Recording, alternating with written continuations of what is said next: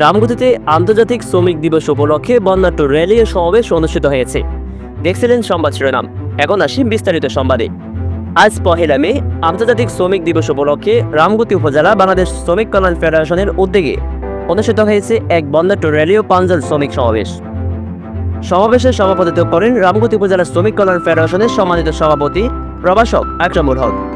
অনুষ্ঠানে প্রধান অতিথি হিসেবে উপস্থিত ছিলেন লক্ষ্মীপুর জেলা জামাত ইসলামের নায়েব আমির ও কেন্দ্রীয় মজলিসের শুরা সদস্য জনাব এআর হাফিজুল্লাহ। বিশেষ অতিথি হিসেবে বক্তব্য রাখেন রামগতি উপজেলা জামাতের আমির মাওলানা আব্দুর রহিম, উপজেলা জামাতের আমির মাওলানা আবুল খায়ের এবং পৌর সেক্রেটারি মাওলানা জাফর আহমেদ। অনুষ্ঠানে দক্ষতার সঙ্গে সঞ্চালনা করেন উপজেলা শ্রমিক কল্যাণ ফেডারেশনের সেক্রেটারি জাবের হোসেন। উপস্থিত ছিলেন আরও পৌর শ্রমিক কল্যাণ ফেডারেশনের সভাপতি গোলাম মাওলা, উপজেলা সহসভাপতি মোহাম্মদ রাকিব হোসেন, বিশিষ্ট ব্যবসায়ী হাফেজ মাইনুদ্দিন সহ বিভিন্ন পর্যায়ের নেতৃবৃন্দ ও স্থানীয় শ্রমিক সমাজের গণ্যমান্য প্রতিনিধিবৃন্দ। বক্তারা বলেন, শ্রমিকেরা কারখানায় ঘাম জড়িয়ে মাঠে ঘাটে কঠোর পরিশ্রম করে দেশকে সামনের দিকে এগিয়ে নিচ্ছেন, অথচ তারাই আজ সবচেয়ে বেশি অবহেলিত। এই বৈষম্য চলতে দেওয়া যাবে না। আমরা চাই শ্রমিকদের ন্যায্য মজুরি, কর্মস্থলের নিরাপত্তা, সম্মানজনক জীবন ও সামাজিক মর্যাদা।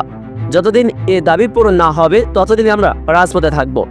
বক্তারা ন্যায়ভিত্তিক সমাজ প্রতিষ্ঠায় শ্রমজীবী মানুষের অবদান ও কর্তব্য নিয়ে বিস্তারিত আলোচনা করেন এবং একটি বৈষম্যহীন কল্যাণমূলক রাষ্ট্র গঠনে শ্রমিকদের ঐক্যবদ্ধ ভূমিকা রাখার আহ্বান জানান।